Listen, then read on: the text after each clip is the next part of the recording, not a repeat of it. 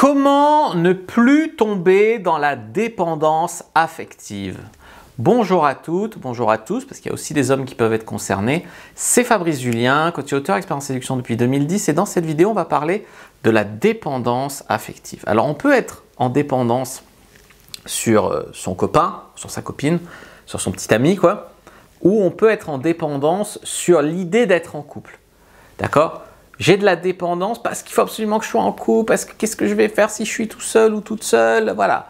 Donc, comprenez-moi bien, je sais que tu vis quelque chose de dur si tu es en dépendance affective, tu vis quelque chose qui te fait penser que c'est ça ou rien, que c'est cette personne ou pas, que tu ne peux pas vivre sans elle, comment tu vas faire pour être à la hauteur, comment tu vas lui montrer qu'il faut qu'il ou elle croit en toi et soit la personne de ta vie, etc. Tu peux vivre un comportement tel dépendance, tu vois, tel un addict, un drogué qui n'a pas sa dose. Maintenant, c'est exactement pareil que le drogué. Est-ce que tu mets ta dépendance sur des choses qui sont bonnes pour toi? Parce que, je sais pas, la cocaïne, ça détraque aussi le cerveau. Tu es en dépendance, tu as l'impression que tu ne peux pas vivre sans, tu as l'impression que c'est bon pour toi, et au final, si tu prends du recul 2 minutes, tu t'aperçois que non. Ben là, la dépendance affective, il y a quand même des chances que ça ne soit pas bon pour toi. Heureusement, il y a des solutions. Enfin, il y a des causes à la dépendance affective, d'avoir ce comportement, d'avoir ce style d'attachement, de répéter ce schéma. Les causes, c'est probablement pas que c'est l'homme parfait, l'homme de ta vie que tu dois absolument pas laisser passer. Ça peut, mais c'est très rare. La plupart du temps, c'est un dysfonctionnement affectif. On va en parler, on va travailler sur les causes pour que ça n'arrive plus et pour vous en sortir si vous y êtes et pour vous rétablir si vous en souffrez. Juste après l'intro. Mais avant de commencer, je vous offre un guide gratuit sur la séduction ainsi qu'une série de conseils gratuits eux aussi par email. Pour les recevoir, si vous êtes intéressé, c'est très simple. Cliquez sur le premier lien dans la description de la vidéo. Si vous êtes motivé, vous le trouverez. Abonnez-vous et activez la cloche parce que si vous ne le faites pas, YouTube ne vous préviendra pas à la sortie des prochaines vidéos et vous allez rater des pépites. Mettez un like pour me faire savoir que vous pensez que cette vidéo est utile et pour que j'en fasse d'autres comme ça ou sur ce thème-là. Si vous pensez que ce contenu est utile, partagez-le en public ou en privé, je comprendrai. Vous pouvez aussi me laisser un commentaire, je les lis tous et j'y répondrai avec grand plaisir. Oui, j'en ai pas parlé en introduction, mais la dépendance affective, ça peut causer des comportements de givré. Je ne dis pas que vous êtes givré, mais si vous êtes en dépendance affective, les hormones et tout, comme un drogué en manque, vous allez pouvoir avoir des comportements pas normaux. Ça peut aller à du stress, tu peux te faire du mal, tu peux trembler, tu peux souffrir dans ton coin, tu peux voilà, être malheureuse comme ça, mais ça peut aller à de la jalousie disproportionnée, je sais pas, lui péter un plomb sur sa collègue de boulot alors qu'en fait il l'a même jamais regardé, mais tu vois, ça peut aller à de la jalousie disproportionnée, ça peut aller à de la possessivité, non mais tu vas plus au travail tout seul, tu restes vivre avec moi, c'est pas possible, etc. Je veux dire, la possessivité, et après on fait comment? Enfin tu vois, c'est pas possible. Tu sors plus voir tes potes, beaucoup de frustration, une insatisfaction chronique, des sautes d'humeur sans cesse, etc. Si tu n'as pas donné ta dose comme tu l'entendais d'affection dans les temps, tu ne peux pas t'endormir, tu n'es pas bien, tu es mal. Ça ne sent pas la relation très très saine hein, si tu t'es reconnu dans ces comportements-là. Ou si vous avez reconnu quelqu'un ou quelque chose que vous avez vécu. Quand on est en dépendance affective, on peut avoir tendance à douter beaucoup. Douter de soi, se demander, dire qu'est-ce que je peux faire de plus? Comment ça se fait qu'il ou elle ne voit pas ma valeur? Oh là là, je ne suis pas assez bien. Tout ça. Qu'est-ce que je peux faire de plus? Je demande des preuves d'amour. Oui, parce qu'il y a des mecs et des filles qui sont sympas, hein, qui restent, qui sont patients, qui répondent. Voilà. Mais quand il y a un vide, un gouffre affectif, il ne sera jamais comblé. Tu donnes, on t'en demande plus. Tu donnes plus, on t'en demande encore plus. Et ça peut être très très très compliqué. Donc, des preuves d'amour en soi, il n'y a rien contre. Mais quand c'est des demandes incessantes et on repart toujours de zéro, on a toujours besoin de plus, on a toujours besoin de... Ouh là là, ça va pas, tu vois. Si la fille, elle est étouffante, ou le mec, il est étouffant, je sais pas, 15 textos, pourquoi tu réponds pas, ou toujours là, te coller tout le temps, jamais te laisser ton jardin secret ou quoi, tu vois. T'interdis d'avoir une vie sociale, t'interdis de... Ouh, c'est compliqué, tu vois. Je pense qu'un couple ne doit pas être une seule entité qui fusionne parce que l'un a des insécurités et doit toujours surveiller l'autre, tu vois. Un couple, c'est 2 entités qui se réunissent dans une 3e entité couple si tu veux, Mais chacun a sa vie, a sa propre autonomie, on va dire, affective. Bien sûr, vous devez être plus fort ensemble, vous devez vous apporter des choses dans un couple, mais vous ne devez jamais arriver au point où alors, on te met des films où c'est romantique, ils ne peuvent pas vivre l'un sans l'autre, machin. Si vous en arrivez là, vous êtes des drogués en manque. Et je ne dis pas que c'est pas être romantique, que c'est pas tout ça. C'est une fausse image du romantisme. Tu peux aimer, mais avoir une certaine autonomie affective, que si, je sais pas, la personne est en déplacement pour le travail pendant 3 jours, tu survis quand même, tu vois. Donc il faut quand même trouver un juste milieu. Alors, la solution n'est pas comme certaines qui ont vécu des situations de dépendance affective très difficiles, de dire à partir de maintenant, je serai solitaire, une femme indépendante, je n'ai pas besoin des hommes et je ne serai plus jamais en couple. Un peu cliché, mais il y a des femmes qui pensent que c'est la solution pour plus souffrir de leur dépendance affective, ce qui est souvent quelque chose qu'elles proclament, mais qu'au fond d'elles, elles ne pensent pas, ou en tout cas, elles prennent cette résolution le 1er janvier, et puis le 3 janvier, c'est bon, elles sont en dépendance affective sur un autre mec. Donc, c'est pas sain, c'est pas raisonnable, ça va pas. C'est des propos que tu tiens sous le coup de la frustration, de la colère, de l'énervement, parce que tu en as marre d'être toujours dans la même veine. Mais si tu te places de l'autre point de vue, si tu es un mec ou une fille, que tu es avec quelqu'un qui est dans la dépendance affective constamment, c'est comme un problème d'usure. Au début, tu peux trouver ça mignon. Tu peux dire « Ah, mais elle a vu que je suis un mec super, c'est pour ça que, voilà, qu'elle en fait des caisses, tout ça. » Et puis au début, tu peux trouver ça mignon. Tu peux dire « Elle est touchante » ou « Elle est amoureuse ». Mais quand ça dépasse les bornes des limites, c'est vraiment… Et puis si c'est au quotidien, je sais pas, c'est comme si elle est toujours accrochée à ton bras. « je vais être contre toi, je vais être avec toi, je sais pas, mais c'est bien si tu veux. Une fois, c'est mignon. Puis quand c'est tout le temps, tu as un phénomène où c'est de l'usure. Si je te caresse comme ça, c'est agréable. Si je te caresse tout le temps comme ça commence à te gonfler, à te faire mal. Là, c'est pareil. Donc, il faut bien se mettre à la place. Souvent, on dit « Ouais, il est méchant, c'est pas la chance qu'il a, etc. » Quand tu es avec quelqu'un qui a de la dépendance affective, vu de l'extérieur, ça peut être mignon 3 secondes. Il faut voir dans l'intimité, quoi.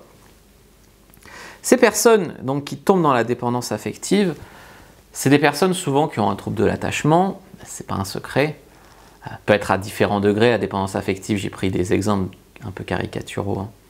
Peur de l'abandon, donc peur de l'abandon, si tu avais un père absent quand tu étais petite, ou un père qui n'était pas souvent là, ou ce genre de peur de l'abandon. Après, des fois, tu as même des peurs de l'abandon qui ne s'expliquent pas par ça, mais généralement, c'est un parent absent, ou la disparition d'un frère ou d'une sœur, des choses terribles, hein, mais ça peut laisser… Je ne dis pas toujours que c'est la faute de la personne d'être en dépendance affective.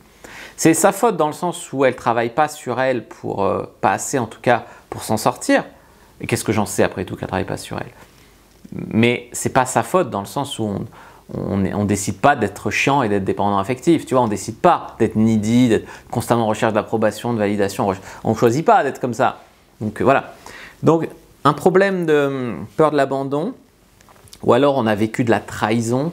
Je sais pas, par exemple, ton ex t'a menti, t'a trompé, du coup, tu as tellement de mal à refaire confiance, tu as eu tellement de mal à refaire confiance que maintenant que tu refais confiance, faut que tu contrôles tout, quoi. Il y a un désir de contrôle derrière, tu vois. Besoin d'approbation, besoin d'être prise en charge. Peut-être si, au contraire, tu as été super couvé par ton papa, dans une relation, tu veux être prise en charge à 100%, tu vois. Donc il y a effectivement un travail de fond à faire, notamment sur le niveau de confiance en soi. On a tendance à dire que plus on a confiance en soi et moins on a besoin de tout contrôler, puisqu'on a aussi confiance en la vie. Confiance en soi, c'est pas que confiance en soi, c'est aussi une confiance en la vie. Tu vois, j'ai confiance que mon cœur va continuer à battre, c'est aussi de la confiance en moi, c'est aussi de la confiance dans la vie, tu vois, parce que je maîtrise pas tout, mais je l'accepte. Mais je suis quand même confiant. Je peux quand même te dire la semaine prochaine, je vais te faire une vidéo, j'espère. Tu vois ce que je veux dire? Donc, travail de fond sur la confiance en soi, ne pas avoir peur de prendre des décisions, de mettre des limites, de montrer ce dont tu as besoin. Parce que des fois, tu es en dépendance affective, une personne est en dépendance affective parce qu'elle n'a jamais demandé ce qu'elle voulait vraiment pour se rassurer. Elle essayait de faire deviner, elle a essayé de faire un peu de télépathie, elle a dit je sais pas, elle a fait répondu par des questions à des questions, mais elle n'a jamais su demander ce dont elle avait besoin. Elle a du mal à recevoir, elle demande beaucoup. Elle donne aussi parfois beaucoup, mais c'est même trop, tu vois, c'est disproportionné. Donc, sachez prendre des décisions, sachez dire les choses, n'ayez pas peur du conflit, c'est-à-dire, s'il y a quelque chose qui ne vous va pas dans la relation, alors ça contraste un peu parce que je vous ai dit d'arrêter de le séquestrer, de l'empêcher de voir les potes, etc. Mais il faut faire la différence entre les demandes qui sont légitimes et les demandes qui ne sont pas légitimes. S'il te dit « je pars en week-end avec ma secrétaire », évidemment, il y a moyen de tilter un peu. Mais s'il te dit « je vais faire une soirée poker avec mon pote », je pense que tu peux lui laisser sa liberté, tu vois. Donc, il y a un arbitrage à faire. Parce que des fois, les dépendantes affectives, elles empêchent tout. Ou alors, comme elles savent qu'elles sont dépendantes affectives, elles n'empêchent rien. Et du coup, elles deviennent d'une naïveté déconcertante. Donc, c'est un arbitrage à faire entre les deux. Donc, quand tu sens que légitimement la demande qui t'est faite, ça ne va pas, n'aie pas peur de mettre des limites, n'aie pas peur s'il faut qu'il y ait une dispute, d'accord? Je ne dis pas de faire des disputes tous les 4 matins pour tout et pour rien, mais quand il y a un sujet important, il ne faut pas avoir peur de t'imposer. Une dispute ne veut pas dire que tu vas te faire larguer, pas forcément, mais en tout cas, si tu dois te faire larguer, au moins tu te fais larguer et tu sors de cette relation toxique. Et sinon, au moins la relation avance dans le bon sens, tu remets la relation dans les bons rails. Mais les gens qui ont toujours peur des disputes, ils ne peuvent pas s'en sortir, tu vois, c'est pas possible. Même avec la meilleure personne du monde, il y a toujours des frictions à un moment. Ça ne veut pas dire que c'est une mauvaise personne, ça ne veut pas dire que tu es une mauvaise personne. C'est-à-dire que des fois, on a des choses à se dire, importantes, voilà. Donc, ne pas avoir trop peur des conflits, mais ça ne veut pas dire que dès que le mec dit un truc qui ne te va pas, tu dois faire du chantage au suicide, des menaces, des pleurs, du chantage affectif, voilà. Non, ne partons pas dans les dramas comme ça immédiatement, d'accord? Voilà, donc on maîtrise ses émotions, c'est important. C'est important de devenir responsable de sa vie, c'est une autre solution, ça, la dépendance affective. De dire, ok, bon, j'ai peut-être tel problème, peut-être dans la vidéo de Fabrice Julien, je me suis un petit peu reconnu, c'est le déni, tout petit peu reconnu. Du coup, je vais travailler sur moi, je vais devenir responsable de ma vie, je ne vais pas dire c'est juste comme ça, ou c'est pas la faute de l'autre qui me rend folle. Si vous n'êtes jamais en dépendance affective et que là, vous vous trouvez dans une position, c'est une chose. Mais si vous êtes régulièrement dans ce schéma-là, c'est là qu'il faut travailler. C'est comme, tu sais pas, un mec qui tape sa nana, si c'est la première fois de sa vie, il a 35 ans, qu'il lève la main et encore il regrette, c'est pas pareil que si c'est un mec qui tape toujours sa nana quand il est en couple avec une nana. Et peut-être que si c'est la seule fois de sa vie où il a levé la main sur une fille et qu'il était à bout et qu'il regrette, peut-être qu'elle l'a poussé à bout, tu vois, c'est peut-être elle la perverse narcissique. Donc là c'est pareil, si tu es en dépendance sur un mec, peut-être que tu es avec un manipulateur qui te torture, qui te met dans une mauvaise posture, qui joue avec tes sentiments. Si tu es constamment dans ce schéma, régulièrement dans plusieurs de tes relations, c'est toi qui as un problème, tu dois être responsable de ta vie et tu dois travailler là-dessus. Donc, à travailler notamment sur des choses qui amènent un certain équilibre dans ta vie, qui te mettent autonome affectivement. Ça peut être avoir tes hobbies, avoir tes amis, avoir des passions, faire du sport, comme j'ai dit, des choses qui te nourrissent, ta famille, des bons rapports avec ta famille, des choses qui te nourrissent à côté et que ça ne soit pas ton unique source d'affection dans la vie, ton unique espoir d'être un jour en couple. Enfin voilà, l'histoire qu'on peut se raconter dans ces moments-là. Donc faites attention. Ne le mettez pas sur un piédestal. N'idéalisez pas non plus, comme j'ai dit, les relations de merde des autres. D'accord? Parce que des fois, tu es en dépendance affective sur un mec parce que tu crois que ta relation devrait être parfaite, donc pour qu'il soit machin, comme l'image que donnent certains de leur couple sur Instagram, et tu seras jamais rassuré, jamais satisfaite si... mais tu sais, ils se font un gros bisou, ils se disent « je t'aime » avec des cœurs sur Instagram, et la seconde d'après, ils se disputent. C'est juste qu'ils ont fait la photo pour avoir des likes et des sous. Donc, faire attention à pas idéaliser, comme j'ai dit, les relations et les couples de merde des autres. Ça peut te faire disjoncter, en fait, ça. Donc, faire attention. Instagram, tu le prends pour ce que c'est. Se faire sainement passer en premier, c'est-à-dire « non, mais là, je sors avec mes copines ». Tu vois, des fois, c'est comme quand tu es trop occupé à juger les autres, tu as peur d'être jugé. Si tu ne juges pas les autres, tu as moins peur d'être jugé. Ben là, c'est pareil. Si tu arrives à toi-même garder ton jardin secret, toi-même garder une vie en dehors du couple, eh ben, tu admettras plus facilement que ton mec, il ait sa vie, il ait ses potes, et voilà.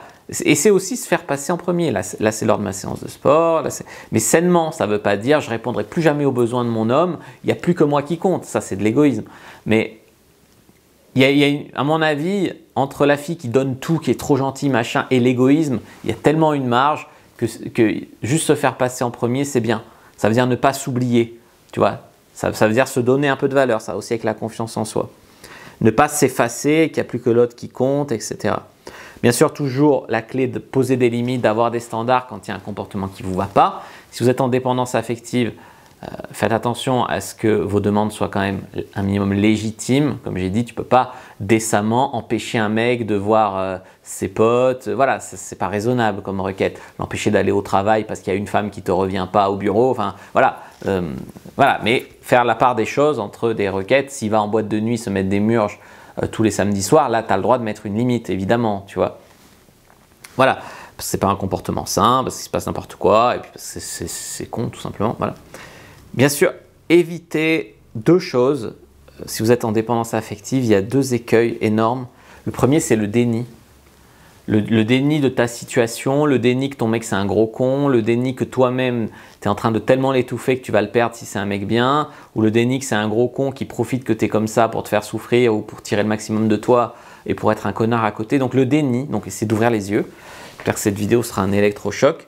Et le deuxième truc, c'est le conformisme excessif. Arrêtez d'être conformiste, arrêtez de croire qu'un couple c'est comme ça, qu'il faut s'appeler 10 fois par jour, qu'il faut se mettre des cœurs partout, et que s'il le fait pas, c'est qu'il t'aime pas, et que sur Instagram, regarde les autres comme ils ont l'air heureux, pourquoi nous c'est pas pareil? Et voilà, chaque couple a ses règles, ses relations, ses rapports, ses moments de mieux et de moins bien, voilà, faire un petit peu de réalisme dans ton couple en fait, et éviter le conformisme, et savoir ce que toi tu as besoin, ce que ton mec il a besoin, prendre du recul sur la situation. J'espère que cette vidéo vous aura plu. Si c'est le cas, vous savez quoi faire pour rétribuer un like. C'était un sujet assez délicat à aborder. Moi, je vous dis à bientôt et que le dieu de la séduction soit avec vous les amis.